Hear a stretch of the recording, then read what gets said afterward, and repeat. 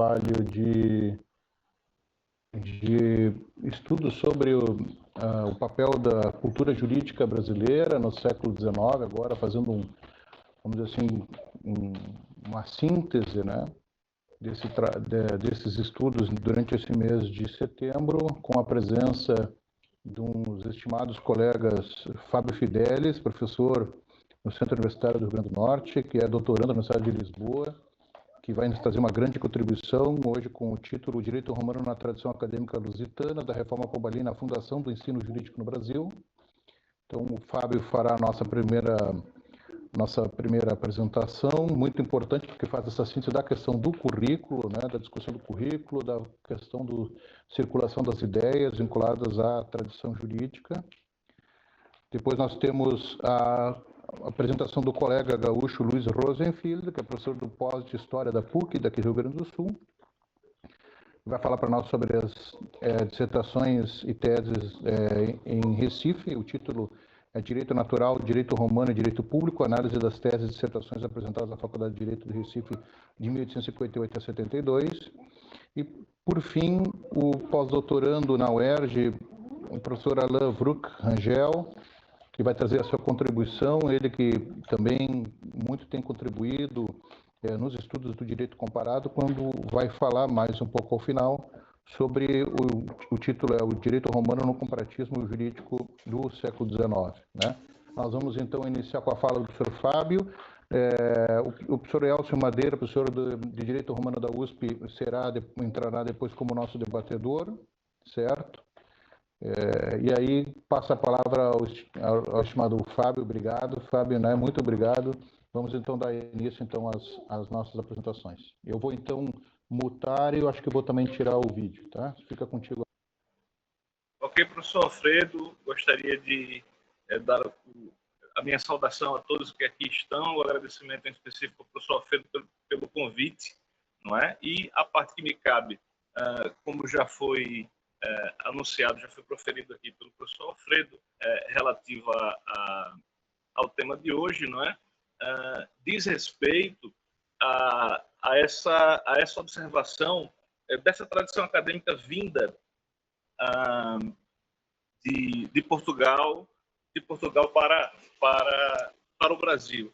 Então, eu gostaria de falar inicialmente, não é, de algumas questões que eu creio que são bastante importantes, como, por exemplo, o estabelecimento da própria universidade em Portugal. Muito brevemente, até pelo tempo que nós temos aqui disponível para tratar, não é, sobre o espírito dessa reforma pombalina e os ecos relacionados aqui com o nosso país, né, com a fundação do ambiente universitário em nosso país. Né? A Universidade de Coimbra se estabelece ainda na Idade Média e, em se tratando do curso de Direito, ela sofre a influência, ela experimenta a influência daqueles movimentos amplos que na Europa já existiam, relacionados com aquelas escolas relativas ao ensino jurídico, como, por exemplo, não é, a Escola dos Comentadores, enfim, a Escola dos Glossadores, antes disso, pensamento de Irnério, numa primeira fase, e a chamada Escola Bartolista, né, fundamentada, alicerçada nas reflexões de Bartolo de Sassoferrato, que logrou, digamos assim, um grande enraizamento na cultura jurídica portuguesa desse momento, e nos compete falar aqui porque essa escola, em específico, vai sofrer grandes críticas, sobretudo em como ela encarava o próprio direito romano.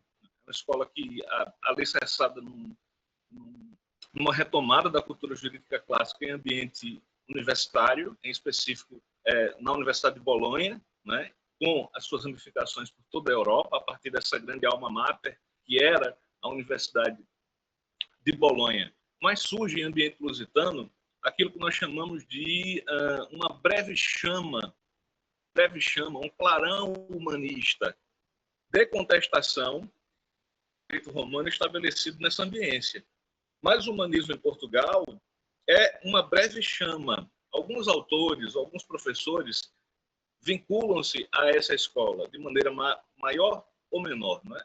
Em Coimbra, por exemplo, no curso de cânones especificamente, para quem vou aqui recordar, que à época e durante muito tempo o curso de Direito se subdividia em curso de leis e curso de cânones. As duas áreas, as duas faculdades ligadas ao ensino jurídico. Não é? E havia um professor de cânones, inclusive um dos professores mais bem pagos da Europa no período, o Dr. Martim de Azpilicueta Navarro, inclusive eu debati muito ele no escrito da tese, não é?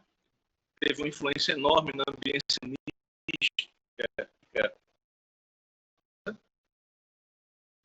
As pessoas, eles eram acusados, né, de ou seja, uma vinculação mais forte ao movimento humanista, de caráter contestatório até de problema para os professores teriam que se ver aí com algumas acusações à heresia e algo dessa natureza. Então, o doutor Navarro fez aí uma grande defesa, isso já no século XVI. Né? Falamos da corrente humanista, que é esse primeiro momento de contestação desse modo, dessa concepção de entender, alicerçada muito mais nessa tradição romanística, que nesse mesmo momento da formação dessa corrente do que amplamente chamamos de humanismo, também vai se ver, digamos, colocada em questão, não em questão, mas pelo menos progredida pela chamada Segunda Escolástica Peninsular, não é? Que vai ter origem ibéricas, a Universidade de Salamanca, a Universidade de Coimbra, a Universidade de Évora, né? São elementos, são ambientes acadêmicos em que a Segunda Escolástica Peninsular vai graçar. O próprio doutor Navarro, esse grande professor, que foi contratado por Dom José quando a Universidade de Coimbra retorna à sua ambiência coimbrã, porque ela fica circulando entre Lisboa e Coimbra, nós vamos ver a sua vinculação a essa escola que vem da própria gênese salmantina através do grande Francisco de Vitória. Então, nós estamos falando aqui de todos os reflexos relacionados aos estudos jus internacionalistas, como os espanhóis costumam dizer, a fundação do primeiro direito internacional, para aqueles que assim gostam de se expressar, ou para aqueles que mais contemporaneamente também se expressam, a chamada Escola Ibérica de Paz, a escola relacionada a todas essas ressignificações do direito natural, com implicações do que hoje nós chamamos de direito internacional. A Francisco de Vitória nós devemos a transformação do grande legado romano, a ideia do ius gentium, em que ele vai reinterpretar isso, transformando em um ius intergentes, ou seja, por primeira vez fazendo aí uma espécie de readequação a esse legado romano. O que eu acho interessante é que sem sair da faculdade de teologia, né, ele fez grandes, inclusive, inovações que vão ter aí repercussões em outras ambiências, né? Então nós temos desses salmantinos grandes nomes, não é? Para o direito, no curso de leis, nós temos figuras, por exemplo, como o Fábio, meu xará aqui, o Fábio Arcas de Narni, Aires Pinhel, essas figuras todas, não é? E para a área da própria canonística, com grandes repercussões, inclusive, para essa ambiência do direito internacional, nós temos figuras como Diego de Covarrubias, Martim Ledesma, não é? Todos eles influenciando por demais a ambiência ibérica. Não é? Alguns desses lentes vão se mudar para Coimbra, como, por exemplo, o próprio doutor Navarro, que se dizia um discípulo, inclusive, muito claramente de Francisco de Vitória, e eu, que falei aqui, vai pontificar, digamos assim, junto à Universidade de Coimbra também. É a primeira fase da Segunda Escolástica Peninsular. A segunda fase da Segunda Escolástica Peninsular não é mais dominada pelos dominicanos, mas sim pelos jesuítas. Em Coimbra mesmo, nós vamos ter o legado, o repasse dessa tradição para a sistemática jesuíta, sobretudo já aí avançando para o próximo século, com a figura do grande Soares, não é? E depois disso, com a figura de Diego de Molina, na Universidade de Évora. Chegamos aqui a Évora, nós chegamos quase à beira, não é? Do fechamento dessa universidade, de maneira bastante problemática, pelo próprio Marquês de Pombal, não é? Que vai embarcar em uma campanha, em uma cruzada anti-jesuíta, de maneira muito forte, de maneira bastante intensa, cruzada anti-jesuíta.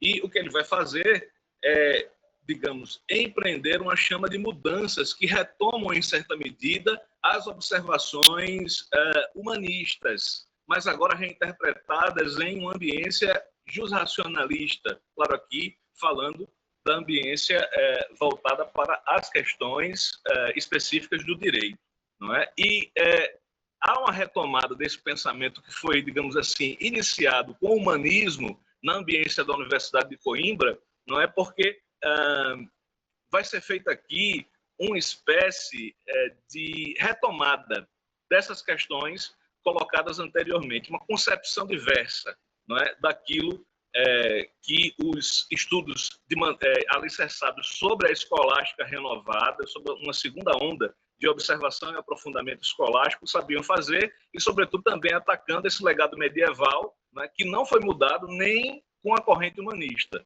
O ensino prático em Coimbra continuava a ser baseado nas velhas anotações e pontuações de Bartolo, por exemplo, como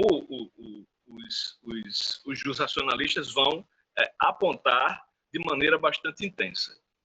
Então, esse estudo do direito na era pombalina vai ser fulcrado, vai atar os focos, como diz o nosso saudoso professor Antônio Manuel Espanha, né? Vai abordar a legislação, o sistema de fontes e o ensino jurídico. Então, vão haver mudanças no teor normativo, mudanças no entendimento das próprias fontes, inclusive com pontes muito intensas com as normas, com a legislação que assim aborda como devem ser encaradas as fontes, e vai ter também uma clara repercussão na ambiência jurídica. E é diferente, porque o que acontece em Portugal, que essa nossa matriz não vai assumir aquela visão mais revoltada que a França vai experienciar, por exemplo. Vai ser, como nós podemos dizer, uma espécie de humanismo não há religioso. Um humanismo contemporizador que, na área política, vai se expressar em cruzalismo, né? Já que o Marquês de Pombal, como ministro do rei, vai se expressar em uma defesa desse absolutismo com as tintas específicas do que aconteceu em Portugal. Falamos aqui da política anti-jesuíta, né, de maneira muito forte. A Universidade de Évora é fechada, o Colégio das Artes, que era uma instância de preparação para estudos mais superiores na própria Universidade de Coimbra, os jesuítas são expulsos, na verdade expulsos de todo o Império Português, todo o Reino de Portugal e do Império Português por conseguinte, mas retirados especificamente do domínio que eles exerciam, da influência que eles exerciam na ambiência portuguesa, não é? E aqui nós vemos, eu gostaria de destacar como matriz dessas que veio aqui, o enfoque que estou empreendendo é um enfoque eminentemente histórico, mas observações de natureza política, é o papel da história, que esses indivíduos agora, sobre a condução desse reformismo pombalino, vão destacar, não é? E o papel da história para eles, eu gostaria de citar aqui um trecho de texto localizado do livro, O Verdadeiro Método de Estudar para Ser Útil à República e à Igreja, proporcionado ao estilo e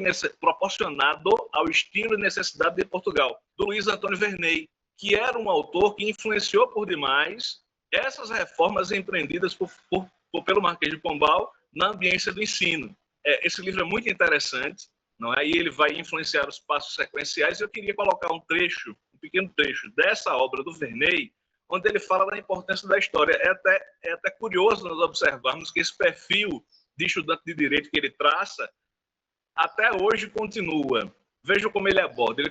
Ele coloca assim: desde o princípio, encontrará os homens que comumente são tidos por grandes jurisconsultos, os quais, tirados do puro texto que se tem estudado, são tão rudes que parecem chegados novamente do Paraguai ou Cabo da Boa Esperança, falando, em certa ocasião, com um deles, de grande fama e guiado dessa comum preocupação, entrei em uma matéria erudita. Então, ele vai pôr em teste esse indivíduo aqui, não é, da ambiência universitária, própria daquela faculdade, em que casualmente falou-se do imperador Alexandre Severo. Portanto, estamos entrando aqui numa ambiência de cultura clássica, de estudos relativos à história de Roma.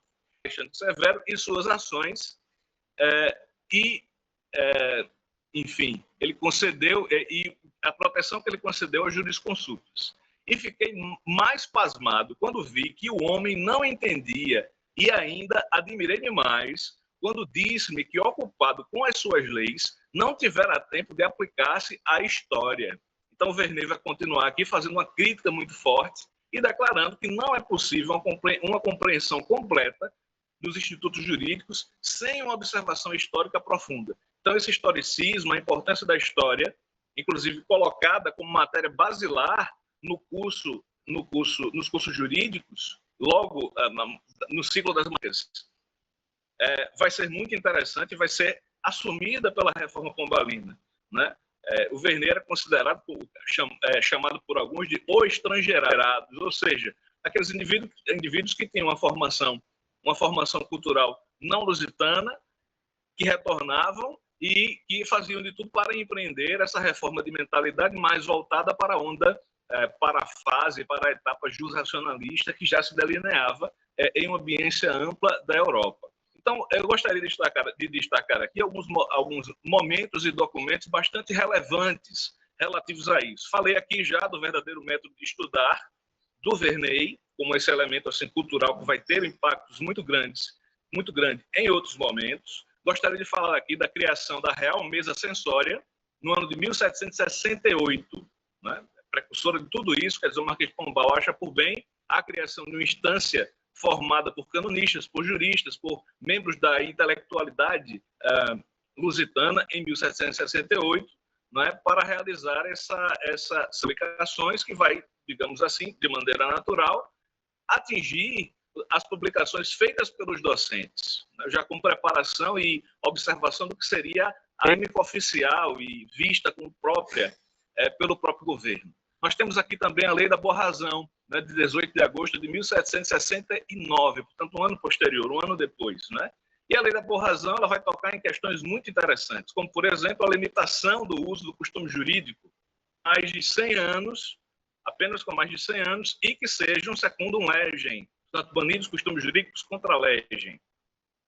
Outro ponto, o direito romano continua a ser visto como direito subsidiário, que não era nenhuma novidade, né, porque isso, sob a influência das próprias ordenações filipinas, ele já figurava naturalmente como direito subsidiário, complementar, portanto, das lacunas experienciadas nas próprias ordenações, direito subsidiário, ao lado de outros elementos, como, por exemplo, as próprias glossas de Acúcio e de Bártolo. As glossas vão sair, mas o direito romano vai permanecer no espírito da própria lei, da Boa Razão, no espírito não explicitamente no próprio texto, não é?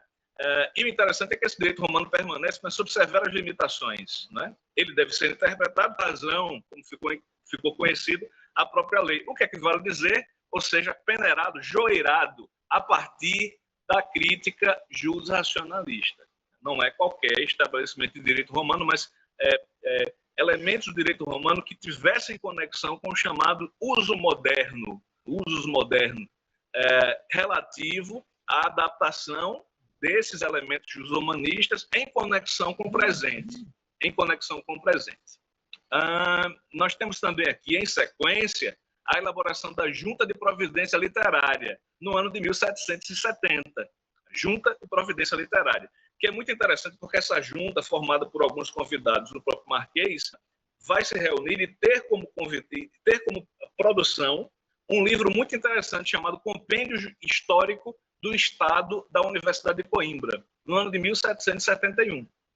Um ano posterior, portanto, um ano depois, né? E esse compêndio, produzido por essa junta, que tinha figuras interessantíssimas, né? Como, por exemplo, o irmão do bispo reformador, né? Criador do seminário de Olinda, Azeredo Coutinho, e esse irmão futuro reitor da Universidade de Coimbra, integrava essa junta, né? O destacado Frei Manuel do Cenáculo, que hoje quem vai para Évora, né, e pesquisa na Biblioteca Municipal de Évora aqueles documentos interessantes sobre a origem do Brasil, os índios, está tudo lá. Nós devemos ao Frei Manuel do Cenáculo, né, que era arcebispo de Évora, né, uma figura muito destacada e também tocado por esses elementos de reforma, né, ele que era um franciscano, não é, de grande influência cultural, até hoje vista junto à cidade de Évora. E o que é que esse compêndio histórico do Estado da Universidade de Coimbra chegou a dizer? É interessante, eu vou dizer aqui o nome todo dele para que nós observemos, né? O nome todo do livro já diz muito sobre, não é? Compêndio Histórico do Estado da Universidade de Coimbra ao tempo da invasão dos denominados jesuítas, como o Marquês de Pombal costumava dizer, né? A Companhia dita de Jesus, né? Ele não admitia uma vinculação à Companhia de Jesus, à figura de Jesus, aos ditos jesuítas e dos estragos feitos às ciências e nos professores e diretores que a é muito interessante o título, porque já diz claramente o que é que essa obra vai observar. Então, essa obra, né, esse compêndio histórico feito pela Junta, vai dizer que na Faculdade de Direito, nas faculdades jurídicas, não existia um conhecimento pleno do grego e do latim. Perceba que não é só latim, é do grego. Né, os ecos aqui desse repasse de revalorização daquele legado humanístico anterior. Né? A jurisprudência, segundo ele, jazia no lodo. Havia uma falta de instrução retórica digna. Os estudantes eram admitidos nas faculdades jurídicas sem um bom conhecimento de lógica e filosofia moral. Isso eles abordavam como falhas incríveis, não é? Os estatutos da Universidade de Coimbra surgem em 1772, não é? Sobre a condução ainda do Marquês de Pombal. E se faz uma reforma nesse espírito. Percebam que são documentos complementares que vão implementando esse espírito racionalista junto à ambiência universitária. E é aqui que vão ser feitas o quê? Inicialmente, cadeiras propedêuticas de caráter histórico-filosófico. Né? O direito natural é visto aqui de maneira bastante interessante, né? E o direito natural que era ligado a esse elemento romanístico de maneira um tanto quanto diferente. Já sobre essas, vou falar aqui de uma dicção explícita do próprio Estatuto, né? As leis positivas para eles, né? para o Estatuto, inclusive, seriam puras repetições da legislação natural. Então, eles fazem esse link natural, essa ligação natural, feitas e ordenadas pelos legisladores civis, para mais se avivar na memória dos cidadãos a lembrança das mesmas leis naturais, escurecidas e apagadas e extintas de seus corações. Essa é uma frase dos próprios estatutos da Universidade de Coimbra. No segundo ponto, o quarto ano de direito era dedicado, dos cursos jurídicos, era dedicado ao direito civil romano, através da observação, no caso do curso de leis, e das decretais e do decreto no curso de cânones. Né? Uma cadeira para decreto e duas para decretais. Né? São elementos clássicos do estudo canônico. No quinto ano, era produzido a interpretação do direito romano e canônico e também as lições de direito pátrio. Então, é introduzido por Pombal aqui no quinto ano, como inovação, o ensino do direito pátrio. Era um momento, então, em que não iriam se observar as legislações, sejam corpos jurídicos ou corpos, iam ser observadas agora a interpretação, né, aulas mais voltadas para a interpretação disso, e rivalizando também com o ensino do direito pátrio como inovação. Também é bom destacar que há aqui uma explícita adoção do chamado usus modernos pandectarum, que já falamos, né? Essa adaptação do direito romano às necessidades específicas da própria sociedade já vinha sendo implementado em território alemão e que agora é assumida em território alemão e europeu de maneira ampla e agora começa a ser assumido pela própria universidade. Né?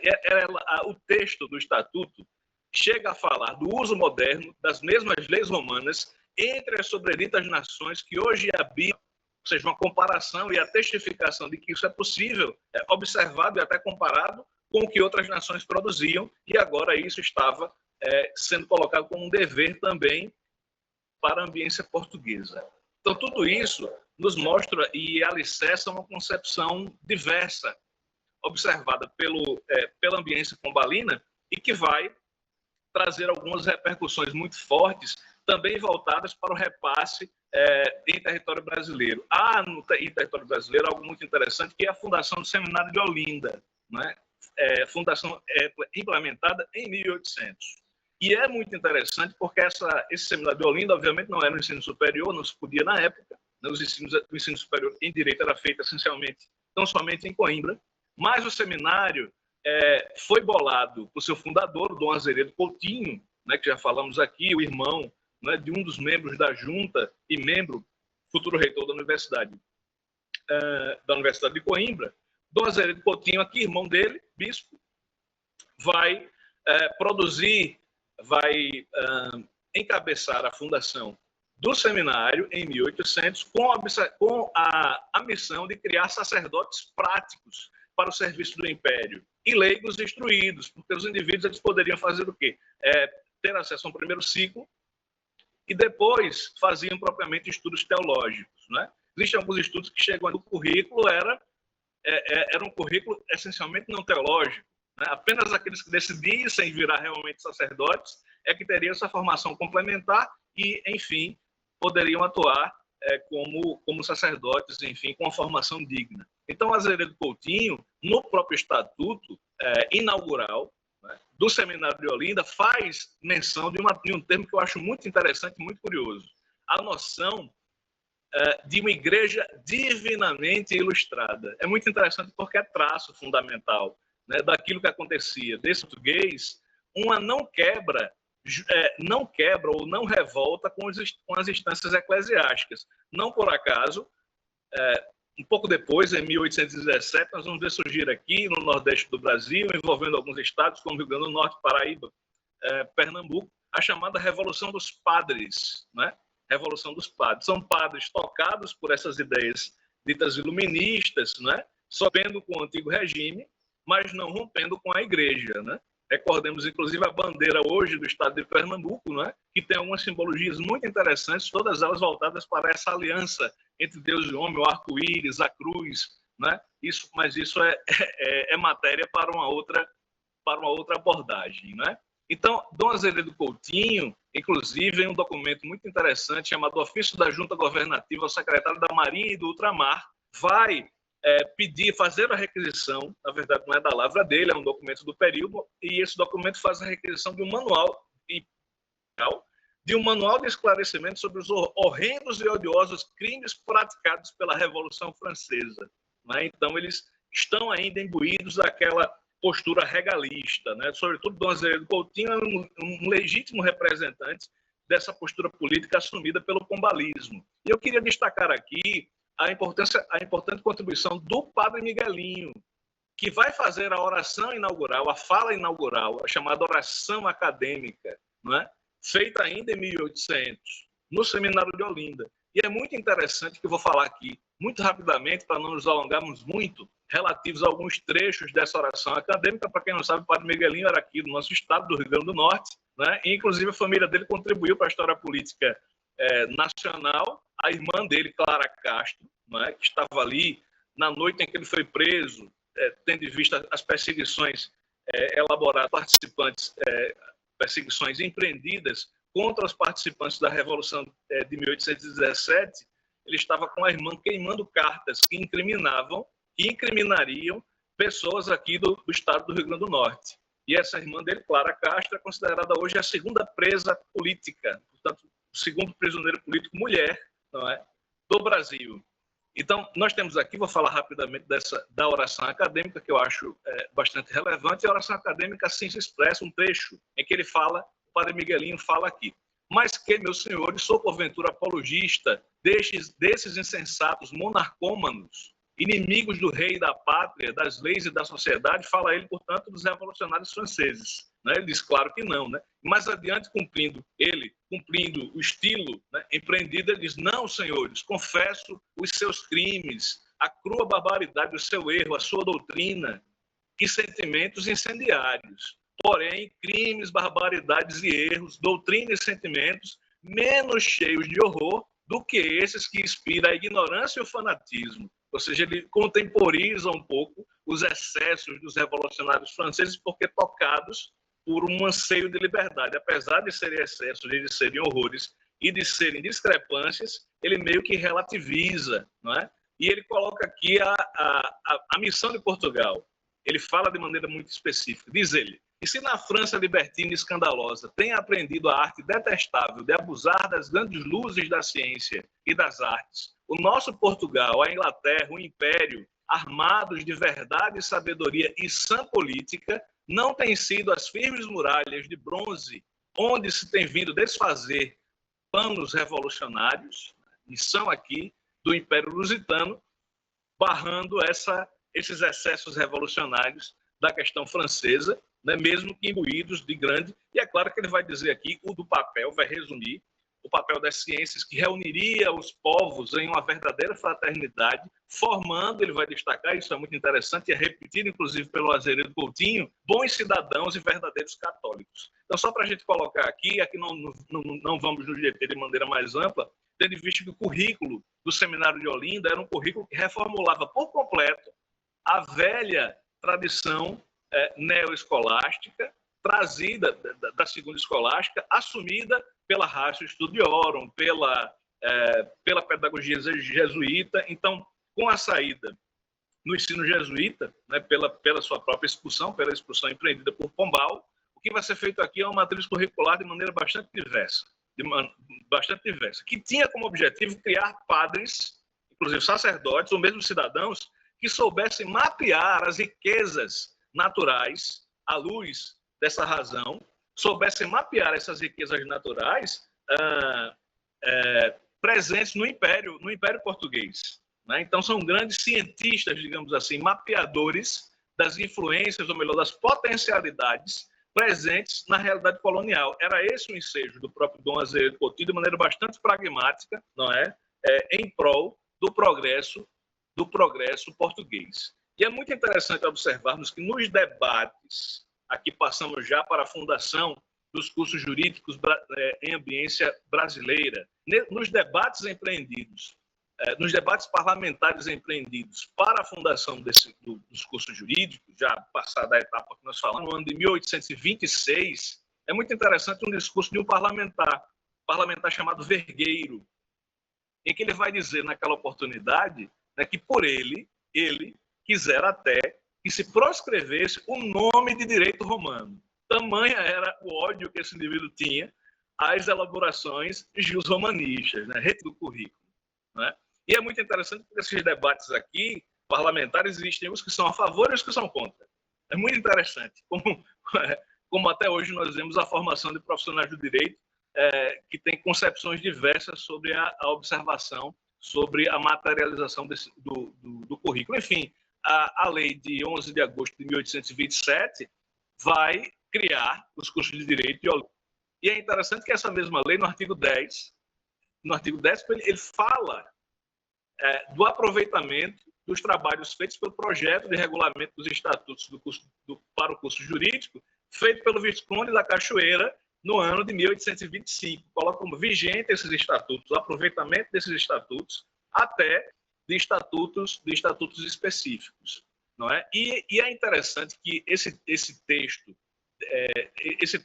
do decreto de 9 de janeiro de 1825, ele traz alguns apontamentos muito interessantes sobre as concepções do curso de Direito que terminaram por força de lei, né, pela própria criação desses cursos e a colocação do aproveitamento desse decreto, né, ele é posto em prática. Né? E é interessante que esse mesmo texto ele faz uma crítica ao currículo Coimbrão. Ele coloca mais ou menos assim, que os coimbrãos, a reforma pombalina, fez muito, mas não fez tudo, né? Porque restringiu o estudo do direito pátrio a apenas um ano, um elemento do 5º ano, não é? Muito depois, né? Apenas com o alvará de 16 de janeiro de 1805, diz o texto, né? É que o 3º e o 4º ano foram voltados para o ensino pátrio, ou seja, o ensino pátrio ganhou uma amplitude maior no currículo da reforma pombalina para os cursos de direito. O que eles colocam aqui, portanto, que seria impróprio, né, que se formaria aqui de maneira bastante explícita e não teriam uma formação sobre as leis, sobre a disciplina pátria. E é interessante que, apesar de falar que o direito romano foi muito interessante para a formação de alguns pensadores, diz o texto, inclusive, como Grócio, Pufendorf, Tomásio, não é? E os próprios compiladores do Código de Napoleão, ele ressalta de maneira explícita, não é? Que essa nímia, o termo é esse, nímia erudição dos autores do Estatuto de Coimbra, derramaram esse conhecimento, né? Atormentaram mesmo assim os indivíduos, que lá estavam, os estudantes, né? Não permitindo que eles tivessem um ensino jurídico mais alicerçado na prática, e o termo aqui que ele usa é basicamente isso, que muito pouco uso se prestam na prática dos empregos a que se destinaram.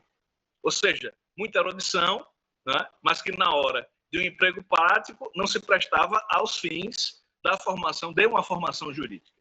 Logo, o que acontece é a subsequente retirada do direito romano, passando aqui já para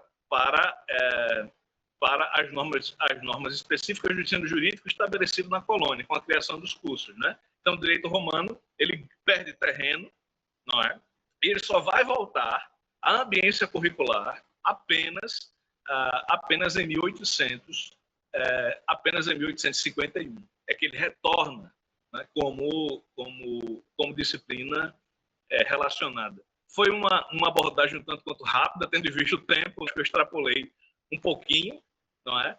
Mas são muitos elementos, enfim, matérias inclusive apaixonantes aqui, que eu acho que a posteriori nós podemos inclusive desdobrar, porque assumimos aqui o encargo de abordar um período muito interessante, né, até a formação dos estudos jurídicos aqui no Brasil, tendo em vista a carga romanística, os estudos romanísticos, que realmente podem ser especificados em observações mais detalhadas. Ok? Vou passar a palavra, então, para o professor Alfredo. Não sei se creio que extrapolei um pouquinho o tempo, mas a missão aqui foi cumprida. Foi cumprida. Te agradeço, Fábio. Muito obrigado. A ideia era justamente ter essa visão panorâmica do início, né, do papel do direito romano com relação à disciplina do direito pátrio e todo o desenvolvimento desde os estatutos, né, de 1772. Eu acho que então nós vamos convidar os nossos outros dois palestrantes. Não sei se o Luiz já está disponível, vamos ver aqui. Ok. Pode ser, Luiz. Então, eu te peço então que, por favor, faça a tua contribuição, te agradeço. Tá. E aí depois pediremos ao Alain. Tá? Eu vou também mutar e deixar sem vídeo. Então, boa tarde a todos. Desculpe o atraso, cheguei um pouco depois, pois estava em aula.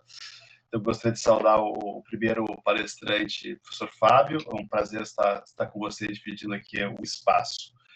Bom, acho que a minha intervenção tem um caráter muito mais de work in progress, de colocar alguns pontos que têm nos preocupado nos últimos encontros aqui, através do professor Alfredo, discutimos já uma série de questões com o professor Anderson, a professora Letícia, sobre a cultura jurídica no Brasil do século XIX, e eu queria só colocar realmente alguns apontamentos, algumas preocupações de pesquisa realmente sobre a produção jurídica e a história das ideias jurídicas no Brasil novecentista.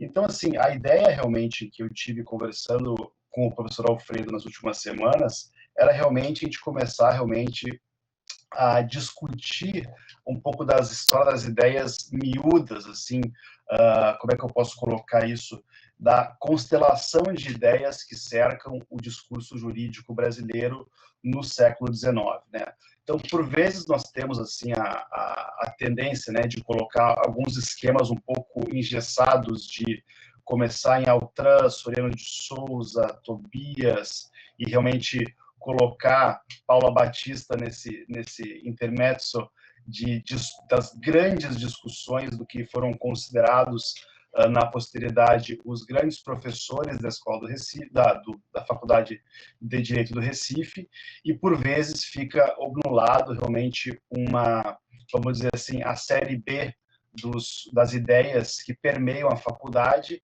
e que também foram fruto, né, de imensa polêmica, né? A gente vê no grande tratado do professor Glaucio Veiga essa realmente tentando destrinchar as várias camadas que cercam a cultura jurídica do Recife, e, ao mesmo tempo, eu procurei, então, através de alguns estudos muito preliminares, fazer algumas provocações aqui que nos levem, talvez, a lugares distintos e a leituras menos canônicas.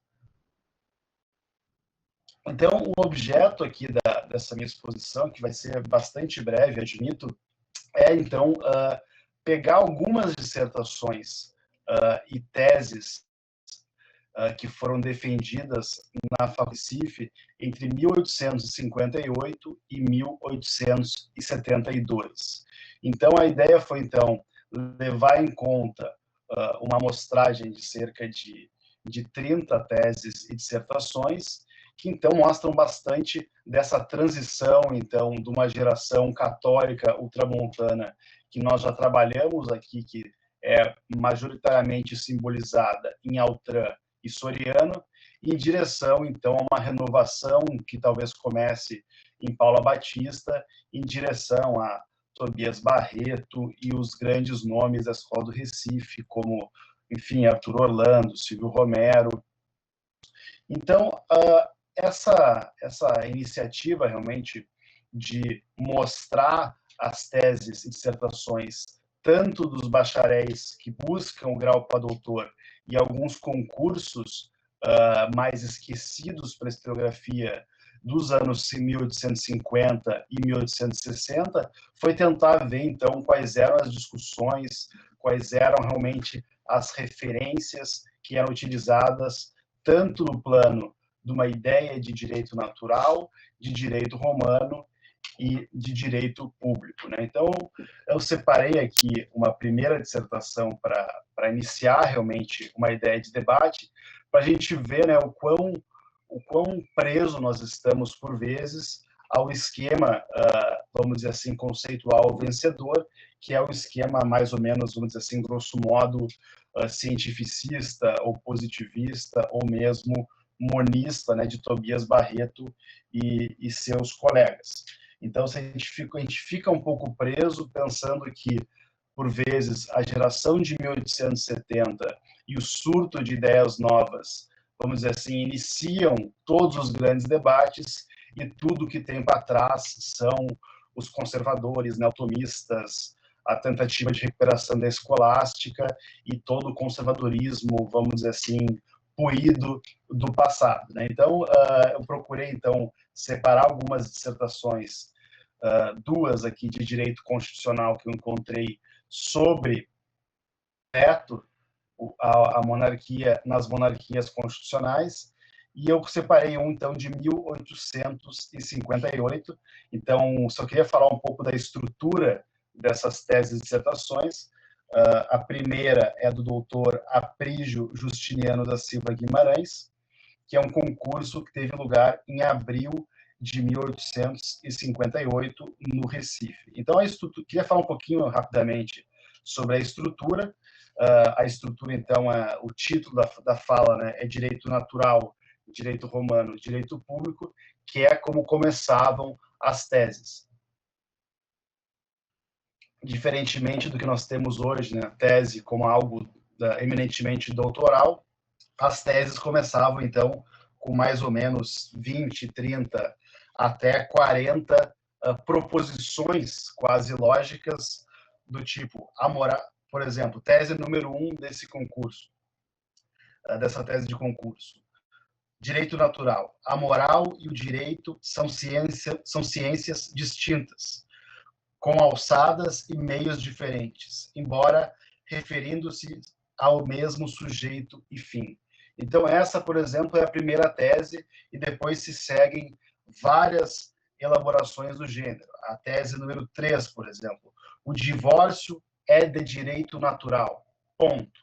Então, se seguem, então, essas construções mais ou menos lógicas, encadeadas, dos grandes temas da ciência jurídica. Direito natural, direito romano, direito público, e depois se segue constitucional, internacional, diplomacia, direito eclesiástico e assim por diante. Bom, no segundo momento desses concursos, que a gente está se dispondo, então, a analisar, então, para conseguir ver um pouco da ambiência da cultura jurídica e de como se dá realmente a evolução dos debates antes da geração de 1870, então, portanto, aqui em 1858, vem a dissertação, que é algo muito mais próximo do que nós entendemos como dissertação, que é um estudo impresso de mais ou menos 10, 15 páginas, e o que eu escolhi aqui começa, então, com a seguinte pergunta: o veto concedido aos monarcas nos governos constitucionais deverá ser absoluto ou suspensivo?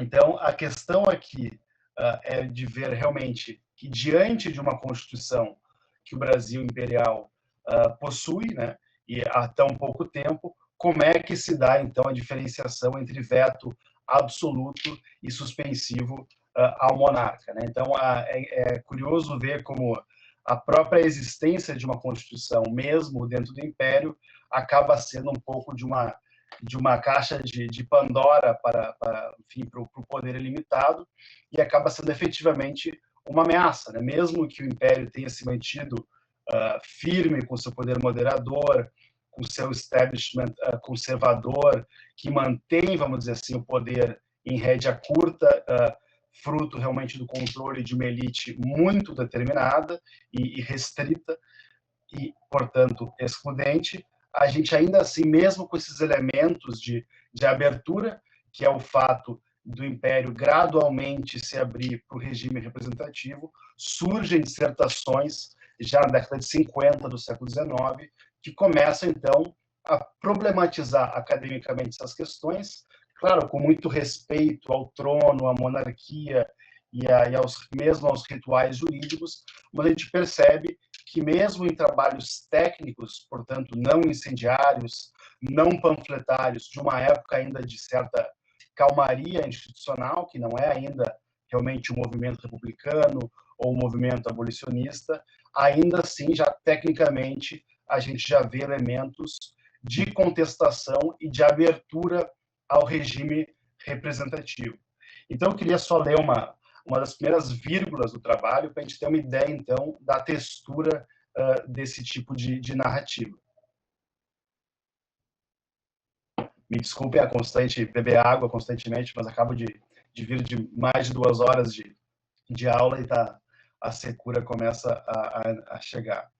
Então, logo depois de colocar o problema do veto, se o veto é suspensivo ou absoluto nas monarquias constitucionais, e já falando exatamente do Império Brasileiro, uma das primeiras justificações, até cautelosas, é a seguinte: antes de entrar na questão, devo declarar que faço esforço por tratá-la no puro terreno da teoria, sem levantar os olhos para o trono do Brasil, porque sempre que para lá tenho olhado, sinto-me capaz de beber a taça de Alexandre, pois vejo que muitas das garantias constitucionais seriam tais quais são hoje, mesmo se não estivessem escritas na Constituição. Mas tal ponderação lanço à margem, como todos o fariam. Uma Constituição é feita para a vida de um povo, e ninguém sabe quando será o tremendo congresso final do Vale de Josafá. Então, a construção aqui, né, absolutamente, vamos dizer assim, submissa, né, à monarquia, né, sem levantar os olhos para o trono do Brasil, realmente essa ideia ainda de obediência e de certa servilidade e própria, né, dos hábitos da corte, mostra, então, que as críticas, né, são excessivamente respeitosas, como não seriam, talvez, 15, 20 anos mais tarde. Então, a construção aqui da cultura jurídica, ela mostra muito bem, né, essa referência, logo abaixo começam as referências aos tribunos romanos, à magistratura romana, para, então, a moderna teoria do veto suspensivo ou absoluto, né? Então, por trás de uma questão técnica, efetivamente jurídica, de concurso, talvez aqui o direito constitucional seja, como olhar natural, uma das melhores portas de entrada para pensar uma teoria do poder, da política, né? E, obviamente, das instituições do Brasil, como é natural, do próprio direito constitucional. E é curioso que das duas teses que eu trabalhei aqui brevemente, né, nesse estudo, que ainda nem é uma pesquisa, realmente um estudo preliminar, as duas versam sobre a ideia de veto suspensivo ou absoluto, as duas, então, vão afirmar que, para que a monarquia se mantenha legítima e ainda, vamos dizer assim, protegida de insurreições armadas, violentas e de sublevações contra si, é bom que elas sejam apenas suspensivas, portanto, mais brandas, e não exerçam o poder absoluto, e sim um poder, vamos dizer assim, mais mitigado, um pouco mais sutil, até como forma de proteção à própria monarquia.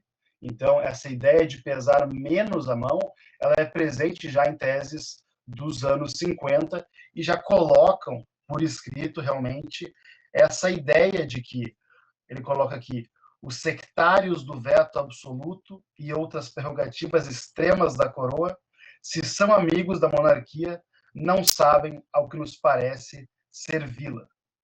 O veto absoluto, abrindo espaço à hipótese de antagonismo entre a coroa e os encarregados do povo para a confecção da lei, daria lugar à desconfiança, a receios, cujos resultados não poderiam ser profícuos ao elemento monárquico. Então, essa primeira tese talvez simbolize melhor o que eu quero mostrar assim, nesse trânsito miúdo das ideias jurídicas em meados do século XIX em Recife, que é, por um lado, esse âmbito respeitoso, longe de ser as críticas ácidas de um Silvio Romero, de um Tobias, ou mesmo de um Júlio de Castilhos em São Paulo, quando estudante na década de 70, 80, a gente percebe já realmente que a própria existência de uma Constituição com princípios liberais aí contidos e a abertura ainda muito gradual, mas já existente para o sistema representativo, já coloca em xeque realmente um processo de transformação lenta e gradual que não se inicia, obviamente, em 1870 e tem origens e sedimentos que devem ser respeitados como processo e, portanto, resgatados como algo integrante da nossa cultura, que envolvem uma concepção de direito público, de direito natural, de direito romano e de um nascente direito constitucional propriamente brasileiro. Então, a minha fala se resume a essa questão, ela vem de uma série de preocupações sobre a ideia da escola eclética no direito, do empirismo mitigado, de como isso se dá com o tradicionalismo católico de um Soriano, de um Altran, e as implicações do justnaturalismo nesse processo todo que o século XIX representa muito bem, esse caldeirão de ideias, de filosofias e de concepções e culturas jurídicas em estado de crescente efervescência. Então, de minha parte, seria essa colocação inicial, ainda peço desculpas pelo caráter ainda introdutório da pesquisa, realmente compartilhando com os senhores e senhoras um work in progress. Eu acho que esse espaço que o professor Alfredo nos recebe é próprio para essa troca sincera e franca de ideias e pesquisas em andamento. Então, passo a palavra para o Alfredo e agradeço ao tempo e à paciência de vocês. Muito obrigado, Luiz. A ideia justamente era essa, exemplificar a questão da produção acadêmica usando o direito romano em vários cenários. Eu acho que foram bons exemplos que a gente pode retornar depois numa conversa entre nós. Eu passaria agora, se o Alan estiver disponível, para a fala do Alan. Oi. Obrigado, Alan. Obrigado. Bom, bom dia a todos. Primeiramente, quero agradecer ao professor Alfredo pelo convite, por esse espaço de debate, se adaptando ao novo cenário que nos encontramos. E o que eu pretendo falar hoje, se adaptando à finalidade, à intenção desse ciclo de palestras, é colocar o direito romano do comparativismo jurídico no século XIX. Bom, eu vou falar, eu vou dividir essa minha fala em 3 momentos. Eu vou fazer uma introdução explicando a trajetória de pesquisa, por que eu cheguei a esse objeto, comparativismo jurídico. Depois eu vou falar, num segundo ponto, sobre as características do comparativismo jurídico no século XIX, através de 2 juristas brasileiros. E, por fim, eu vou entrar na problemática, no tema em si, que é o direito romano dentro do comparativo. Bom, essa pesquisa, ela começou, a ideia inicial, o que me levou a pesquisar, foi quebrar alguns mitos envolvendo o projeto de código civil e a codificação em si. É um movimento de codificação civil em si. Enfim, alguns mitos, por exemplo, a influência do direito francês no século XIX, a influência do direito alemão, né, no século XX, através da Escola do Recife, no autor do Código Civil, que foi o Cláudio Bevilacqua. Enfim, existiam vários mitos em torno dessas questões. Isso me interessou a enfrentar isso e ver realmente, claro, priorizando o século XIX, que é o período de estudo que eu me dedico, né, eu venho dedicando aos meus estudos, o período que eu me especializo, que eu sou especialista. Enfim, então, através de uma metodologia sobre o pensamento jurídico no século XIX. E pegando esses juristas. Esses juristas, a partir de 1850, que a gente tem o primeiro livro escrito de direito civil, a partir do Trigo de Loureiro, o livro do Trigo de Loureiro, que é considerado a primeira obra concisa, né, consistente, escrita com relação ao direito civil brasileiro. Então, a partir desse questionamento, eu separei algumas obras, as principais, dos juristas do período, e eu pude identificar, dentro do ecletismo desses juristas, a atividade de comparação jurídica. Eu falo atividade de comparação jurídica para distinguir o direito comparado em si, o direito comparado como uma ciência autônoma, que é o que teremos, segundo a historiografia, a gente pode até contestar isso, a partir do Congresso de Paris de 1900, organizado por Raymond Seyes, o professor da Faculdade de Paris, onde se delimita, né, o campo do direito comparado. Bom, eu digo que pode contestar isso porque o próprio Cláudio Bevilacqua já tem um livro escrito em 1892, né, sobre legislação comparada, 1893, perdão, sobre legislação comparada em matéria de direito privado, de direito civil. Enfim, mas isso aí é uma outra questão, eu não vou entrar aqui. Então, o contexto, para entender esse comparatismo, é o contexto de construção dos estados nacionais, né? Tem essa ideia vinda, sobretudo, do direito francês, que inaugura com a Revolução Francesa, que é o legicentrismo, né? A lei como está no centro das fontes do direito.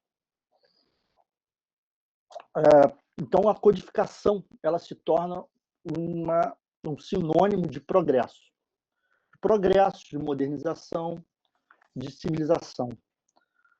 Então, a codificação ela ganha, se a gente pode entender ela, dividir ela, então ela pretende uma organização política através do constitucionalismo e uma organização da sociedade pela codificação do direito civil.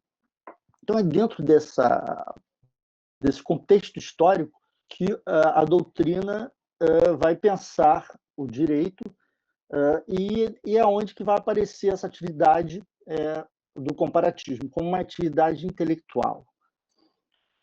Bom, já passo rapidamente ao primeiro ponto, que como eu pretendo falar sobre o direito romano comparativo, eu acho que é necessário falar sobre os usos do direito romano. Até então, como o direito romano ele era tratado, ele era manuseado até o meu marco temporal de 1850, por volta de 1850. Então, a gente tem, acho que já foi dito aqui pelo colega Fábio Fidelis, muito bem, ele fez esse panorama sobre o ensino das faculdades de Direito de Coimbra, essa tradição portuguesa. Eu vou só pincelar alguns pontos para complementar a fala dele, e que ele realmente foi bem conclusivo, bem exaustivo na sua fala. Então, assim, o uso do direito romano, o uso moderno do direito romano, ele aparece no século XVI, né, na França, dentro do movimento considerado humanismo, humanismo francês. E aqui a gente tem uma distinção entre mois itálicos, que são os glossadores, os pós-glossadores, e o mois gálicos, que é propriamente o humanismo jurídico. Então, são duas formas diferentes de tratar, de manusear o direito romano. Nada mais são as regras, os comandos, né, encontrados dentro do corpus iuris civilis. Então, o método humanista foi desenvolvido por Guillaume Boudet, né, nas suas anotações sobre as pandectas, que é um livro de 1508 e foi ensinado no Collège de France. E, através desse método, eu diria que é um segundo renascimento do direito romano. Né? O primeiro renascimento que tem no século XI, com as redescobertas do próprio corpus iuris civilis, dos documentos, dos textos romanos. Então, é um segundo tipo de renascimento, porque o direito romano ele vai ser contestado. O corpus iuris civilis ele vai ser criticado. Então, é esse contraponto que se deve fazer com o mois itálicos, com os glossadores e os pós-glossadores, representado na figura, como também já foi dito, de bartolista.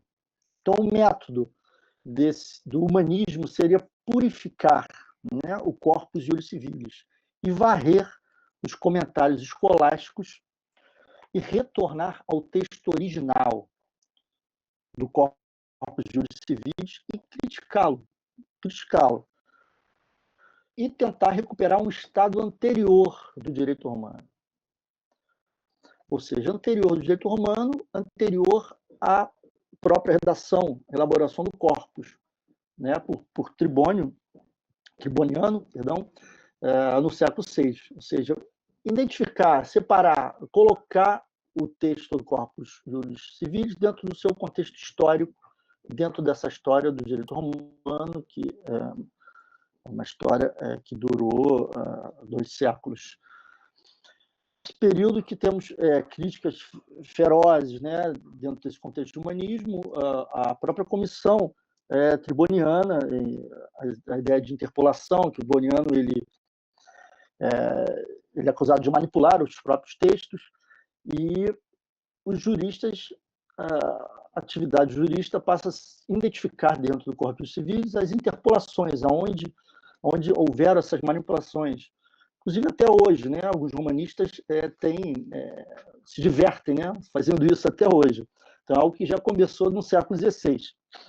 Bom, em Portugal, esse humanismo, também como foi colocado pelo colega, com muito brilho, ele penetrou de uma forma reduzida, muita dificuldade para penetrar. Então, apenas uma chama de humanismo nós temos em Portugal no século XVI, a Reforma Pombalina, que temos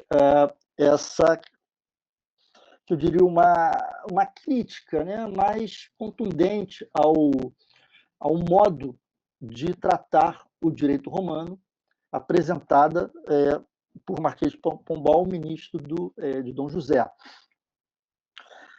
Então, Portugal ficou muito tempo ainda preso ao mois itálicos, né, a escola bartolista. Bom, o direito romano, na época de Pombal, ele já era considerado como um direito subsidiário.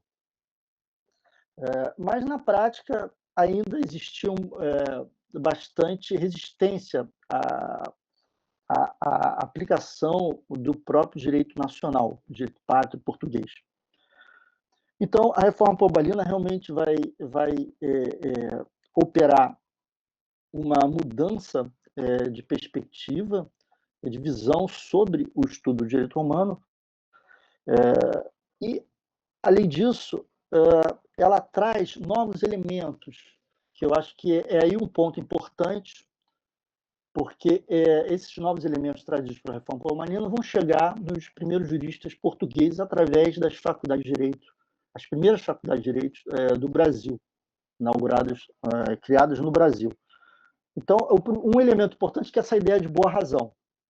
Então, a ideia de boa razão, ela as ordenações diziam apenas o emprego do direito romano, o estudo do direito romano segundo a razão, né?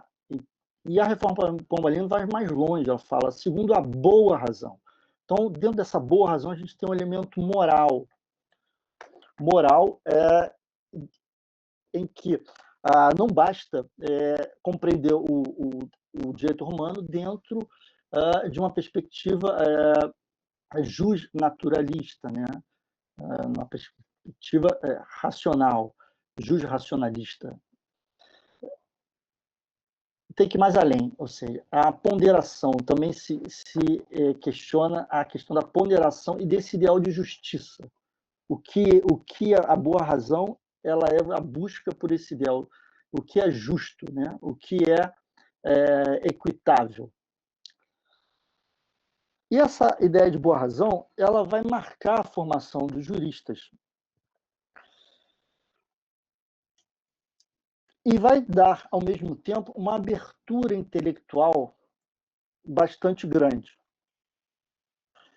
E essa boa razão também, ela vai trazer, dentro dessa lei de 1769, lei da boa razão, a ideia de que as nações civilizadas elas conferem um direito mais avançado do que o direito, no caso, o direito romano.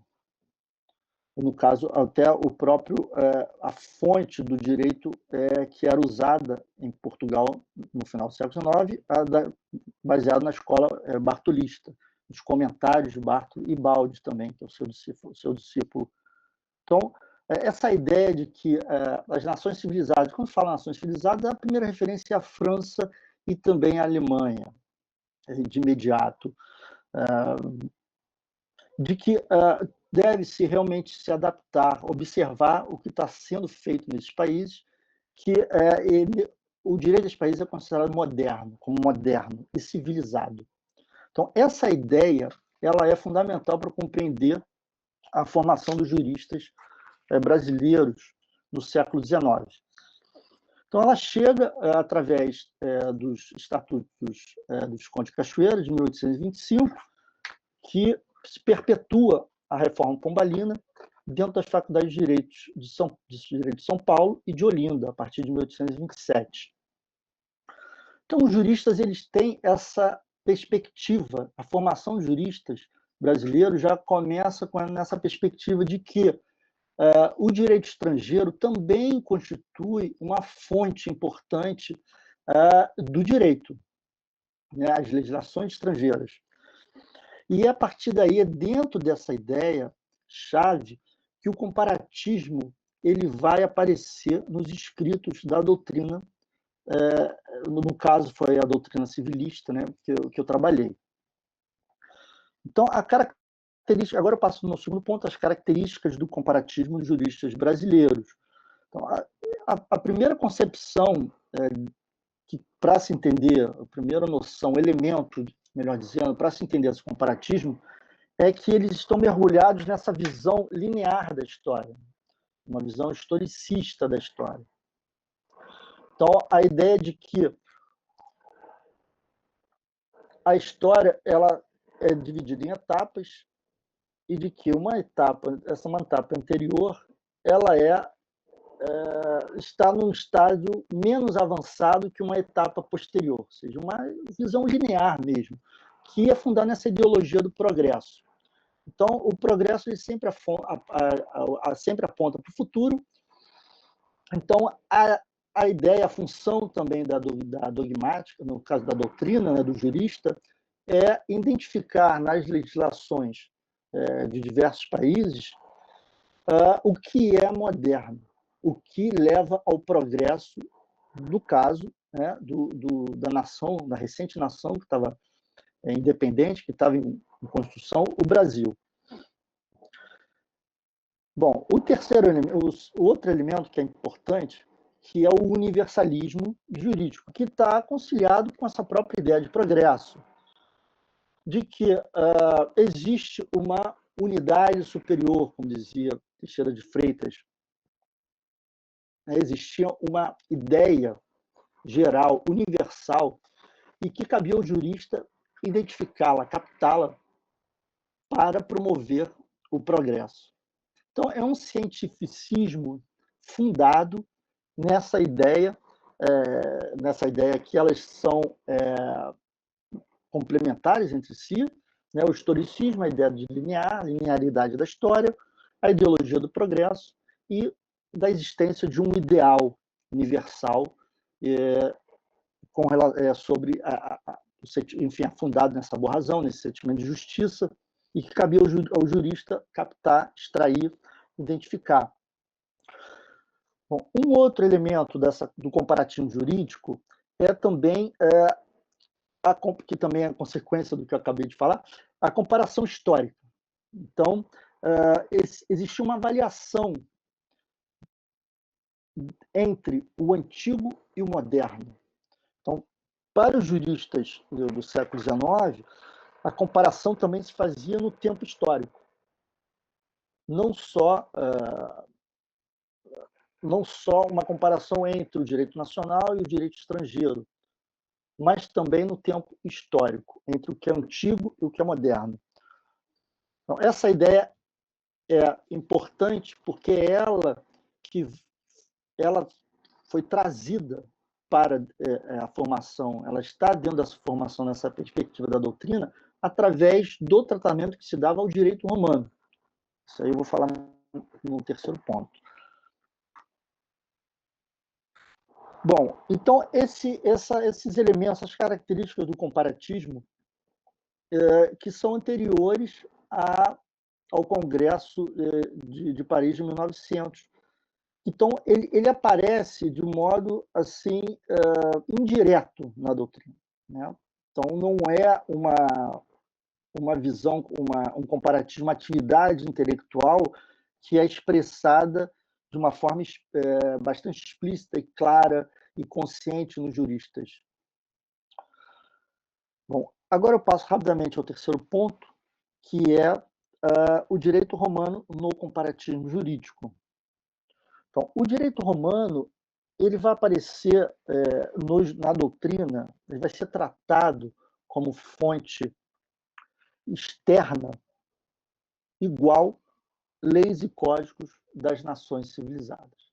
Ele vai ter o mesmo peso, vai ser uma fonte subsidiária, como também será as leis e os códigos das nações civilizadas do direito estrangeiro, de modo geral. Então, dentro desse comparativismo histórico que eu já falei, então, a modernidade, né, a validade do direito romano é através da boa razão, ao contrário dos códigos modernos, das leis e códigos, já, por exemplo, o Código Civil francês, de 1804, que é a primeira grande referência para os juristas. Então, essa fonte já vai ser tratada como um direito moderno. Não que ela não esteja sujeita a críticas, a uma avaliação. Mas o direito romano, os juristas já terão esse modo de tratamento que foi ensinado nas faculdades de Direito através da Reforma Pombalina, que é avaliar a modernidade do direito romano. Então, separar entre o que é antigo e o que é moderno. Então, seria uma avaliação sobre a aplicabilidade de uma regra extraída no próprio Corpus Iuris Civilis. E se essa regra ela se adequa aos costumes e princípios de direito observados no Brasil, no século XIX, no caso. Por exemplo, o direito de vida e de morte do antigo pai de família, que é um direito arcaico, do direito romano arcaico, nos primeiros anos em vigor no início da fundação de Roma. Teve aplicação talvez nos primeiros anos da República, mas isso aí também é um debate entre os romanistas. Ou seja, esse direito não tem aplicabilidade mais, ele não é mais um direito considerado um direito moderno no século XIX. Então, não tem aplicabilidade. Bom, esse comparatismo, então, o que ele permitiu? Ele permitiu também fazer uma crítica ao direito estrangeiro. as legislações que estavam sendo promulgadas nos outros países na época. Por exemplo, o Código Civil Português, de 1866. A gente tem um trabalho do próprio Teixeira de Freitas criticando esse código, com umas críticas contundentes. Temos também essa atividade de comparação, ela também permitiu, claro, isso também, essa crítica, ela já vinha na própria formação do juiz brasileiro, que é a crítica das ordenações filipinas, né, das suas instituições de direito privado. Por exemplo, o reconhecimento da filiação natural, né, que o pai reconhecia o filho, um filho natural, mas o filho não entrava no prato poder, ele continuava na tutela. E também a questão do prato poder da mãe viúva, que é algo que já existia no direito francês, no Código Civil francês, de 1804. Então, a partir desse contato com o direito estrangeiro, em vigor na época, os juristas brasileiros puderam também, né, através da atividade de comparação, criticar as fontes do direito pátrio, do direito nacional.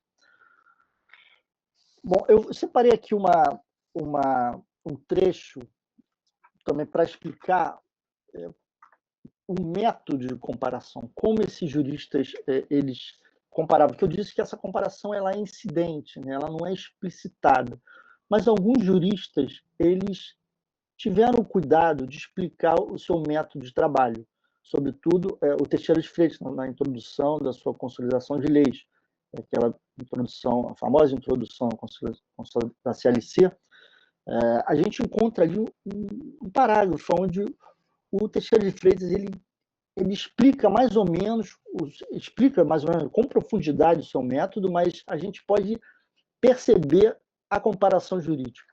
Eu vou ler, me permitem ler essa passagem.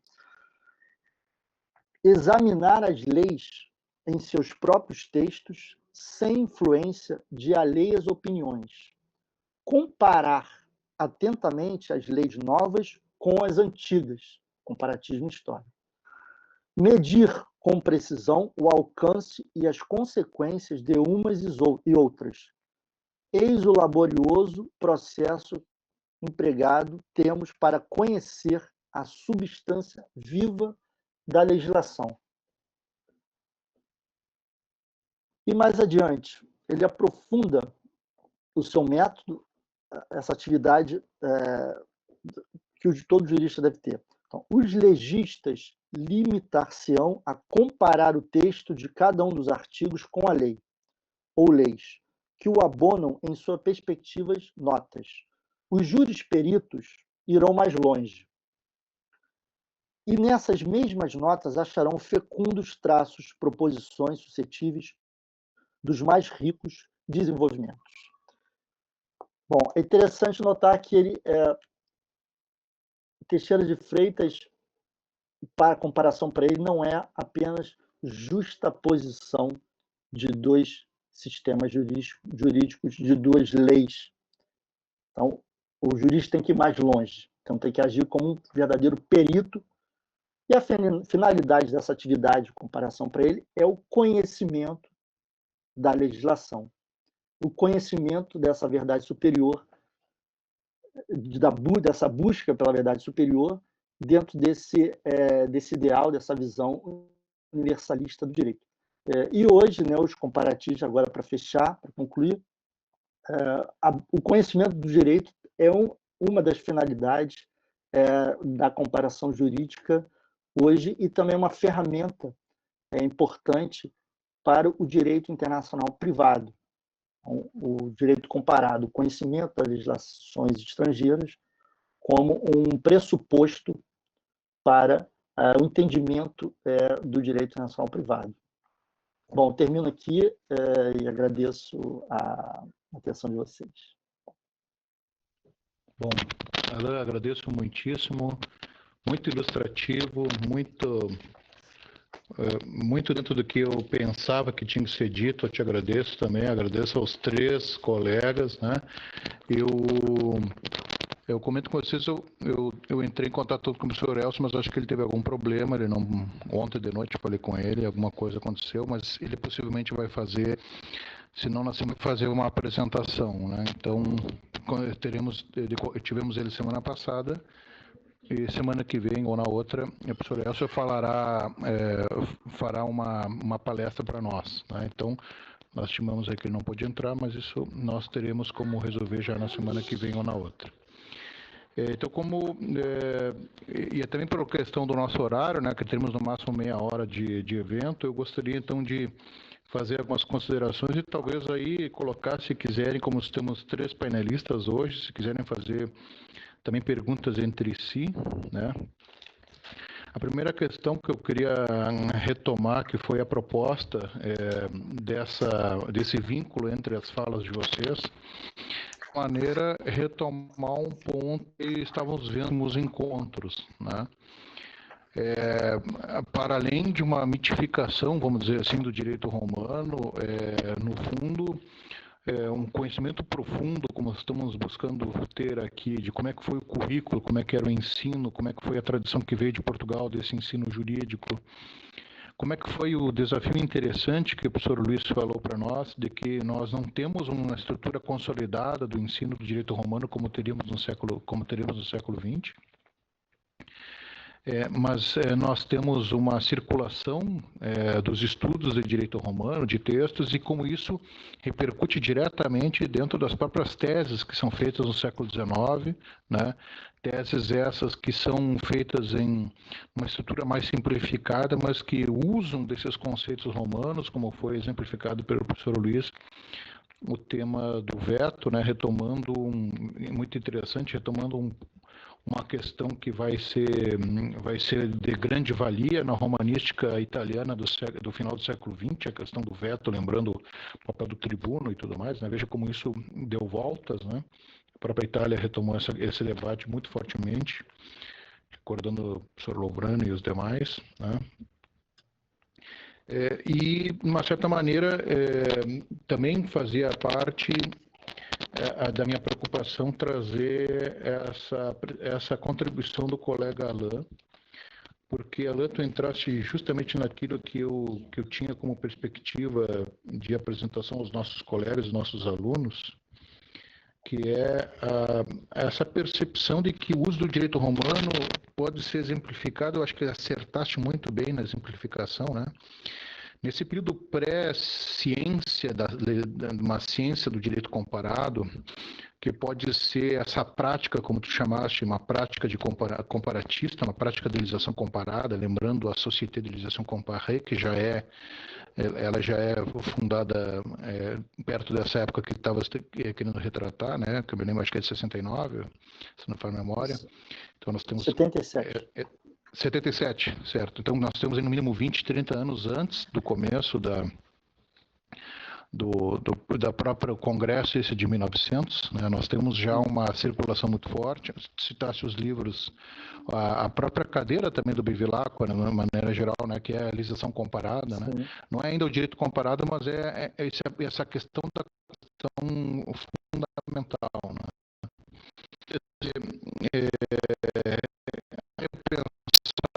Todo isso ter sido poderia se reduzir uma comparação com o direito entre o direito os códigos, né? Claro, isso foi né, que existiu dentro do ambiente acadêmico na Europa e América do Sul, relevância do direito romano, né? Mais para frente, nos próximos encontros em outubro, que eu ainda estou organizando, vou ver, como comentei com alguns, a ideia é que nós estamos fazendo convite aos colegas professores de direito romano lá da USP, parece que vamos ter, o professor Elcio já me confirmou, talvez o professor Bernardo também consiga ver um horário na agenda.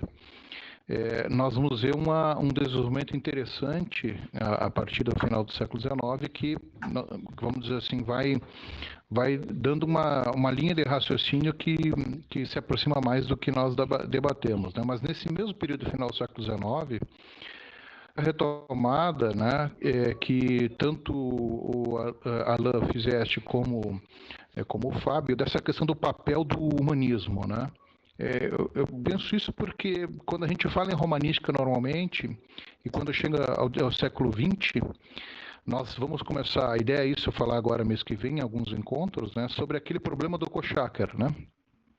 Que é o problema de que o romanismo, em alguma medida, foi ou se restringiu só a uma extensão, uma base histórica do civilismo codificador, ou, como o Coxacker escreve naquele contexto turbulento da guerra e do pós-guerra, ou o estudo de direito romano é também um estudo da história da antiguidade, é um estudo dos clássicos, mas também não só os clássicos greco-romanos, né, se foi lembrado aqui, na questão do currículo, mesmo lá em Coimbra, mas agora, falando isso em 1900, nós temos aquela papirologia jurídica, né, que é uma linha, vamos dizer assim, de diálogo direto com aqueles direitos da antiguidade que estavam ali presentes, né? Nessa época se acentuam durante o início do século XX, isso também continua durante o nazismo. O próprio Kochecker recorda isso, né? Que falar de direito romano no nazismo era uma saída para não estar falando do direito contemporâneo, né? Então era uma crítica, mas também uma forma de explicar como é que é a produção do conhecimento, né? Esse cenário que vai se dar na Europa, dessa papirologia, de estudar fontes do direito ático, né, do direito ateniense, de ver as influências do direito mosaico no direito egípcio, né? Isso tudo é uma coisa que a gente talvez venha a tocar mês que vem alguma coisa, mas não é o nosso objeto, porque nós estamos preocupados com os usos no Brasil, né? E o Brasil chega próximo disso com a revista Romanitas, né? Que isso aí, mês que vem nós vamos tentar, vamos ver se eu e tu conseguimos fazer alguma coisa nesse sentido. Estamos conversando. Se vocês quiserem ir trocando, né, um bate-bola aqui, se quiserem falar alguma coisa, eu só estou colocando essas questões porque, vamos dizer assim, né, a gente vai fazendo esse levantamento do uso do direito romano e vai vendo que existe um cenário lá fora na Europa que muitas vezes é paradigmático, né? E que não é absorvido no Brasil da mesma maneira, mas as questões aparecem, né? Esse direito romano é ainda um direito privado romano que é a base do direito civil brasileiro, é só isso que se restringe. O direito romano é um discurso novo de erudição que vai ser usado contra a visão tecnocrática do século XX. O direito romano na verdade, refém, como vimos desde a semana passada, é refém de um discurso justnaturalista, ou ele também é usado pelos positivistas? São elementos que estão sendo apresentados, né, que o Luiz falou, tem a ver com aquela base que o Fábio nos trouxe, né? Então aí, como dizer, mais para começar um debate, eu apresento isso para vocês e fiquem à vontade, como disse, temos aí alguns minutos, podemos ir conversando um pouco. O direito romano no século XX ele recebe uma nova roupagem, né, vamos dizer assim. Eu creio que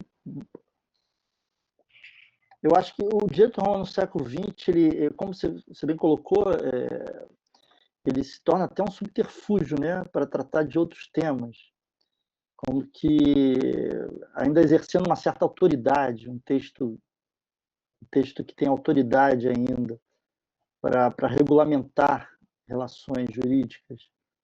E aqui no Brasil, eu lembro da minha época de faculdade que existiam obras assim, escritas de comparação do Código Civil, o novo Código Civil com o direito romano, coisas assim que não faz sentido, né? Enfim, os trabalhos anacrônicos, né? Enfim, então assim, eu acho que o direito romano, ele no século XIX, de uma maneira assim, bem franca, ele era muito mais bem tratado, eu acho, sabe? Ele tinha uma consciência, os juristas eles tinham essa consciência sobre a crítica do corpo dos civis, que é a base de formação deles. da reforma pombalina, como a gente falou aqui.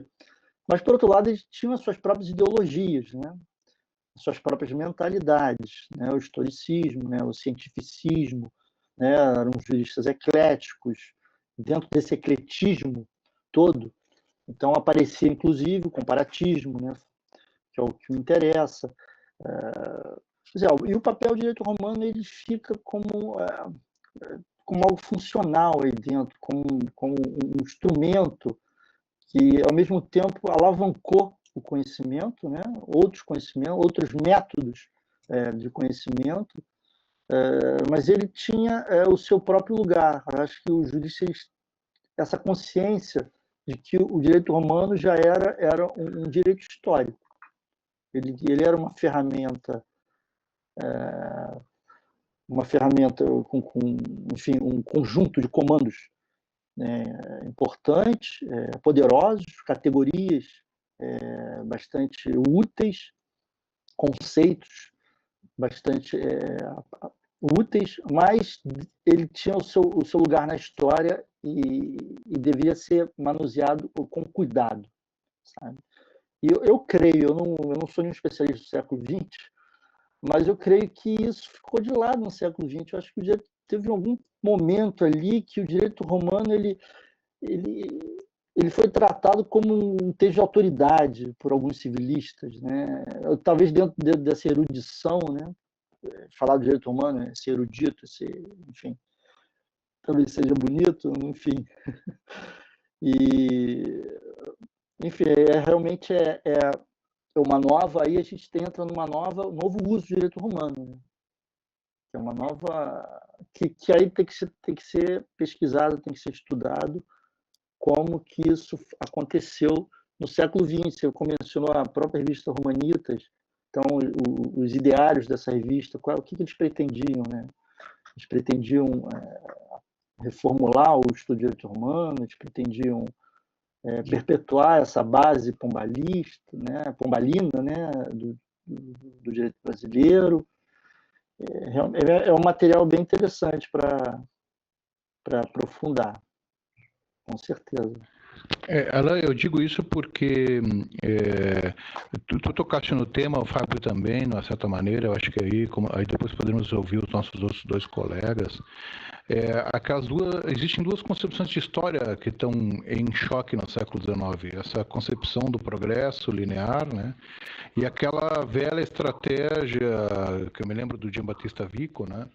Que é a história como um eterno retorno, porque o modelo romano é um modelo de explicação da sociedade, né? De como é que eu passo de um regime para outro, né? Por que, sei lá, tem uma tirania, vai para tal governo, né? Essas estratégias, essa forma de explicação antiga dava uma centralidade, não só ao direito romano, mas à história antiga, que foi sendo modificada à medida que eu tenho essa concepção linear, progressista, né, de que as instituições dentro de um discurso até do evolucionismo, coisa que discutimos semana passada também, o direito romano, então, fica como uma base, uma reminiscência, né? Como uma reminiscência. Mas foi interessante a gente ver aqui esses exemplos que os dois colegas colocaram. Eu vou pedir que eles também se manifestem, se quiserem, se puderem. Que vejam, nós poderíamos decretar a morte do direito romano nesse contexto evolucionista, mas os doutorais usando argumentos romanistas, né? Tivemos uma base que Pombal, que poderia ser rotulado como alguém que alguns gostam de rotulá-lo como um secularista ou como um moderno, ou alguém vinculado com uma concepção de ruptura com o antigo regime, mas na verdade ele consolidou um modelo absolutista, né? Ele fala de uma boa retórica, ele fala de estudar grego e latim, né? Ele reorganiza esse papel do direito romano como direito subsidiário, né? Ainda que ele faça de um jeito e Dom José entenda um pouco diferente, né? Mas essas são questões menores aí que o Fábio vai se recordar dos textos dos nossos grandes professores portugueses que retrataram bem isso. Mas eu continuo colocando aqui, temos minutos ainda sobrando, que os colegas também possam falar, por favor. Posso, Fredo? Eu queria pegar um pouco do gancho do Alain, que essa questão de como que o direito romano transiciona para o século XX, né? E eu estou longe de ser um especialista, ao contrário dos senhores, né, sobre essas questões que cercam desde as reformas pombalinas até o século XIX, a humanística não é a minha especialidade, sim, era Vargas. E é curioso que o direito romano, que nessas teses que eu comentei aqui, estava um pouco em todo lugar, em todas as partes, estava no direito público, no direito civil, no direito natural. O direito romano está sempre permeando os debates, e eu não acho que o direito romano está decorando a sala, eu realmente acho que ele integra o modo de enxergar o mundo.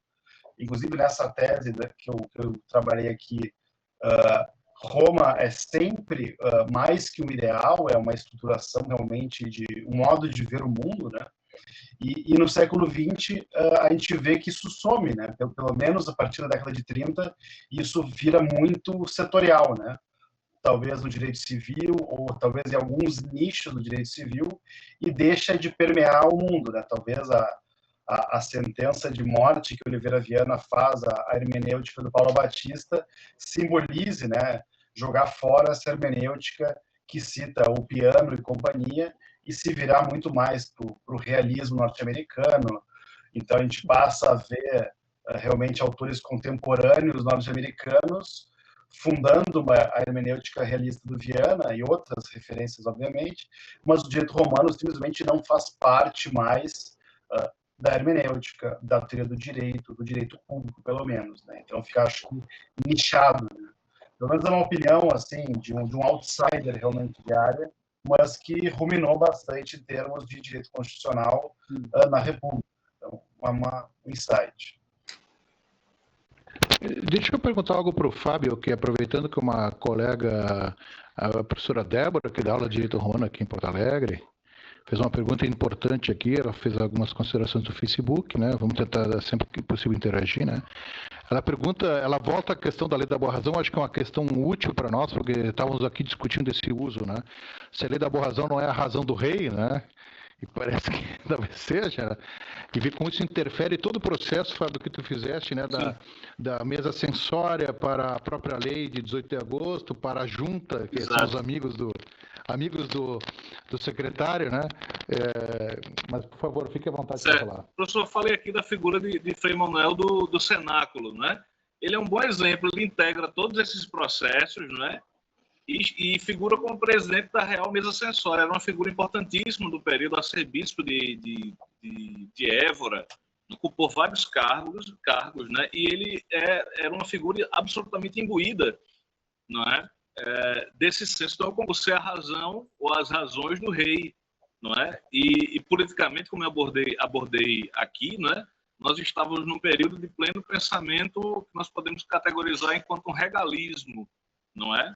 E eu fiz questão, inclusive, de falar dessa passagem, né? Desse regalismo, né? Inclusive com o irmão de um dos membros dessas comissões instituídas por Pombal, o Dom Azeredo Coutinho, que, inclusive, é uma figura incrível. Eu acho que poderia, inclusive, ser objeto de observação dentro de uma angulação do que aconteceu aqui no território brasileiro, até relatos que valem a pena maiores esmiuçar, como, por exemplo, a questão de como ele encarava a escravidão, né? Ele foi autor de um panfleto muito interessante, um pequeno livro. E isso nós tivemos a oportunidade até de falar um pouco sobre esse tema num evento que fizemos aqui em Natal, nas comemorações da Revolução de 17, né? Um dos poucos eventos que se deram o trabalho de lembrar disso em 2017. Né? Mas, de fato, acabava por ser enfim, a visão do rei, não é? A visão desses aguerridos de um regalismo bastante específico. O direito romano, nessa fase, como colocamos aqui, a mercê de um garimpo, né? Deveria ser feita essa proposta dos professores e intérpretes de realizarem um garimpo dentro desse mar, né? Dessas substâncias dos romanistas, um garimpo daquilo que deveria se conectar, não é? De modo que é feita uma restrição da restrição, né? Ele permanece como subsidiário, como colocamos, tendo em vista essa influência ainda da legislação filipina, mas sobre esse ângulo. Então, é uma restrição da restrição sobre essa vertente, né? E respondendo àquela indagação inicial que o professor fez, né, fazendo uma pontezinha, não é? Essa visão do período é uma visão sempre alicerçada na chamada recta ratio. Então, não era o direito romano pelo direito romano, mas o direito romano interpretado sobre uma vertente filosófica muito forte. Acabava por preponderar isso, a importância da observação do direito natural como lente ou como cabresto para a observação do direito romano era muito forte, não é? E sem querer derivar para um outro ponto, mas eu acho que, professor, vou fazer a provocação aqui, porque na observação de como o legado romanista é interpretado, eu acho que nós podemos aí traduzir um pouco isso, ou nos abrir para pensar um pouco nisso. Uma grande influência, pelo menos para mim, relativa ao território romanista, é a figura do professor Eduardo Vera Cruz Pinto. E é interessante porque hoje em dia, em território português, eu acho que ele se destaca um pouco diferente das referências coimbrãs mais clássicas, de observar o direito romano como uma espécie de introdução ao direito civil, né?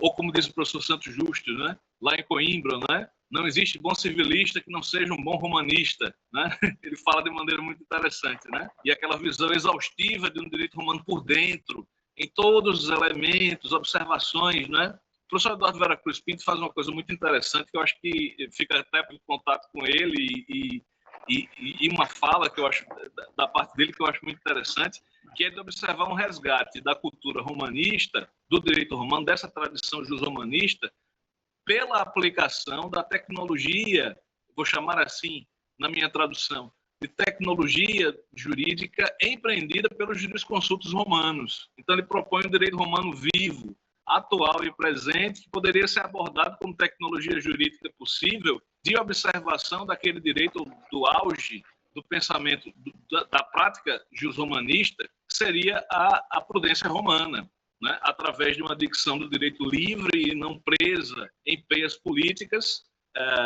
pelos jurisconsultos clássicos, faziam isso com toda a liberdade, na utilização de um método muito específico de produção do ius. Isso eu acho muito interessante como proposta, não é? De uma angulação do direito romano para o presente, trazendo um pouco agora para a contemporaneidade, né? Essa colocação que o professor Eduardo Vera Cruz Pinto faz, de maneira bastante intensa, em suas publicações, em suas obras, sempre há uma parte que ele dedica para fazer uma crítica ao pensamento jurídico atual e a não utilização desse legado jus-romanista presente na fala dos prudentes romanos, não em sua mera aceitação, 100%, mas do uso dessa tecnologia por eles utilizada, né? Da formação de uma regra, né? Através de uma régula, né? De uma regra na observação de casos concretos, o que seria o pensamento que eles aplicavam na época das suas construções prudenciais. Então fica aqui a provocação aí para o professor, que eu sei que o conhece, não é? De repente trazer uma fala dele. Fábio, bom, nós vamos, né, já falamos sobre isso, vamos tentar em algum momento falar com o professor Vera Cruz. Aqui eu estava vendo no Facebook, a tua colega, nossa querida Marisol Pinheiro, já comentava sobre isso aqui, sobre isso, de que a formação que tinham os homens em Portugal no século XVIII e XIX era muito estreita dessa aproximação com o modelo romano, né? E eu acho interessante porque isso que tu falaste da prudência tem também uma questão que eu infelizmente não pude abordar ainda, e talvez fique faltando, mas que eu já fiz em outras palestras aí particulares minhas, mas que isso já foi comentado, que o Alain ressaltou, que tem um pouco a ver com aquilo que um pouco da fala do Luiz, que não é a questão só das teses apresentadas em forma singular com esses tópicos, né? Mas que os próprios pareceres, que isso talvez o Alain recorde, que você já deve ter manuseado os pareceres também trazem muito das citações do direito romano, né? Então, é uma dimensão bem aberta, não é só um fenômeno acadêmico de ensino para um modelo paradigmático e teórico, mas é, na verdade, um direito que também está presente nos próprios pareceres, uma coisa que aqui, se eu poderia fazer esse levantamento depois, como eu disse, eu já fiz algo ilustrativo, um parecer do Teixeira, né, do Teixeira e Freitas, mas é bem aquilo, Alan, que tu falaste, né, desse critério, dos critérios de análise, né, e com o uso do direito romano. O Teixeira já nos deu essa referência, eu acho que eu e tu comungamos dessa ideia, né? O Teixeira nos deu essas referências, e aí, em cima disso, de uma certa maneira, a gente tem uma percepção mais nítida do que é esse direito romano. Porque o problema todo é, vamos dizer assim, né, é apresentar ao nosso alunado que tem uma percepção de como é que foi a vivência, a experiência desse direito naquela época, que foi consolidadora, né, de uma concepção do direito no Brasil, uma concepção de sociedade no Brasil, né? Então, por isso que é importante todo esse levantamento, porque, de uma certa maneira, a gente vai vendo que tem que articular, que foi essa a ideia do encontro hoje, articular o ensino com a produção, com o método, com a prática, né, na medida possível. Isso até a prática nós tivemos internamente. Com os meus alunos fizemos o primeiro encontro, o primeiro seminário, que se alguém olhar a sequência dos encontros, nós começamos no 2 porque teve um primeiro que não foi no YouTube, né? Que foi só gravado internamente.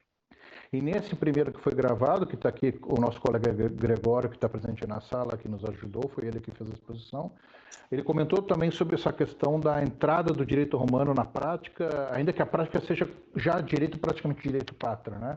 Direito luso-brasileiro, ainda nesse contexto até metade do século XIX, né? Mas é interessante vermos, a gente vai identificando melhor o fenômeno, né? E também vai apresentando esse cenário para colocar que, vamos dizer assim, que a construção do direito no Brasil, da legislação, de uma experiência do direito, recepcionou todos esses elementos, né? Mas eu queria então dar as últimas palavras para vocês, nós temos só menos de 10 minutos praticamente. Eu queria passar para vocês fazerem. Não, eu queria fazer só uma retificação aqui e dar razão ao Frido. Realmente a Société foi criada em 1869 e 1877 foi a entrada do Barão de Ourém, José Carlos de Almeida Areias, como correspondente da sociedade. Porque eu venho estudando Ourém, essa data ficou na minha cabeça, mas ela foi fundada em 1869. Perfeito. Eu gravei porque é 100 anos depois da Lei da Boa Razão, por isso que eu gravei. Fiz aí uma, por isso.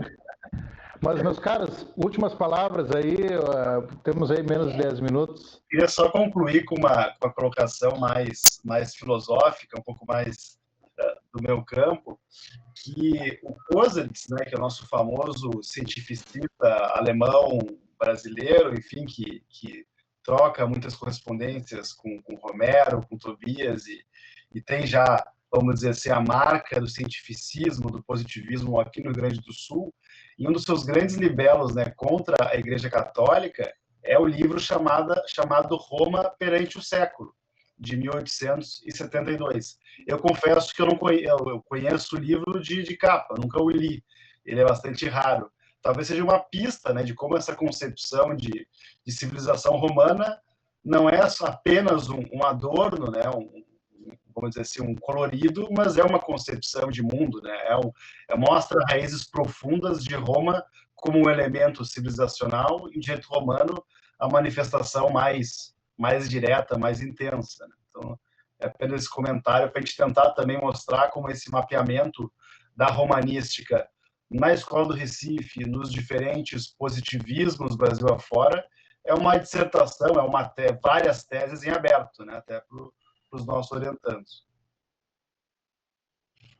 Essa ideia de civilização, realmente, o direito, a percepção de que o direito romano foi a primeira grande civilização.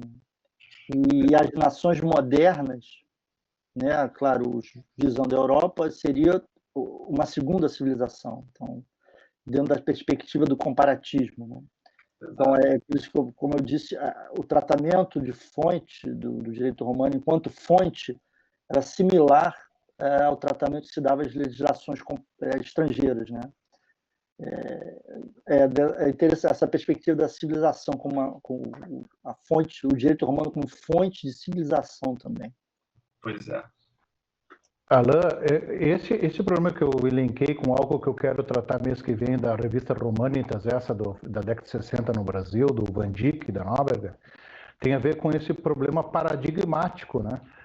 Em que medida é interessante, porque a gente está falando, o Van Dyck, quando monta a revista Romanitas, é o último suspiro daquela concepção tradicional, né? Porque vinha o tecnicismo, o regime 64 começa a abordar aquele modelo tecnocrático norte-americano, e da década de 70 vem o segundo grau, vem o ensino técnico, né, que já desmonta o ingresso nas faculdades de direito, não precisa saber latim, né, início da década de 70. Você vê que é interessante isso, né, esse processo paradigmático de Roma não depende de uma cultura filosófica única, né, porque até no Brasil, a partir do ecletismo, a gente vai percebendo, vão se cruzando muitas linhas, mas são processos sociais, né, em que na Europa mais no começo e no Brasil mais tardiamente, esse elemento Roma paradigmático, né, vai caindo porque as nações civilizadas, né, na linguagem do Pombal, as nações civilizadas se tornam um modelo, né, que é o que a gente vai percebendo na sequência.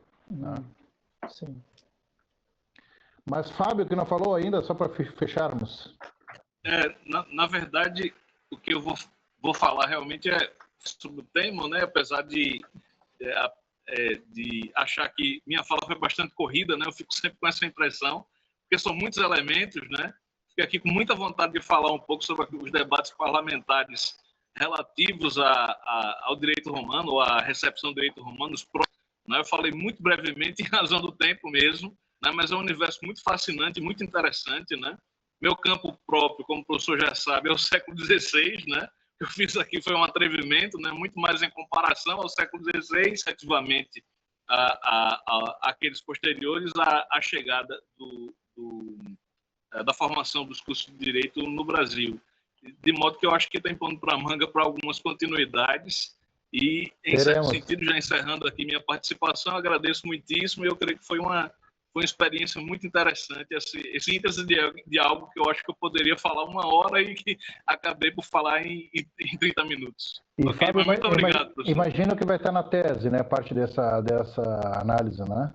Sim, pelo menos o confronto mais voltado para o século XVI, né? Como sim. Isso... Eu trabalhei especificamente como eles interpretavam o direito romano, né? Já que a defesa do Nóbrega, né, que é sobre a liberdade dos índios do Brasil, que é meu objeto, tem um fundo romanístico muito interessante, né, sobre a venda de si mesmo e a venda de filhos. Né, ele trabalha uma substância romanística de interpretação bastante interessante. Eu tive que beber dessas fontes, então. Bom, eu vou ter que ir finalizando aqui, porque já estamos bem próximo do horário do fechamento da transmissão. Queria agradecer muito, foi muito produtivo o nosso trabalho, né? Aproveitando esses meios, a gente tem algumas dificuldades, o YouTube às vezes não ajuda, o Face ajudou melhor, né? Mas vamos ter depois uma gravação desse encontro de hoje. A ideia é que continuemos, né? Se vocês puderem depois continuar ou como debatedores, né? ou voltar a falar em algum momento. Nós vamos ter alguns outros encontros, pelo menos em outubro, né? Eu tenho programado, eu vou ver a agenda, como disse o professor Elcio e do professor Bernardo. E depois temos esse convite que tu fizeste, Fábio, né, de recebermos o professor Veracruz, que aí sim tu, a Marisol, teriam que estar presentes, né? Vamos vendo isso, né? Então, eu vou pedir que aqueles que nos acompanham, os nossos colegas professores, aos alunos, que cuidem no academia.edu e nos e-mails a divulgação. Agradeço à Academia Atlântico e espero então vê-los novamente em outro momento. Agradeço aos nossos 3 palestrantes e declaro então encerrado o nosso trabalho hoje. Muito obrigado. Obrigado. Abraço, Fábio. Abraço a todos.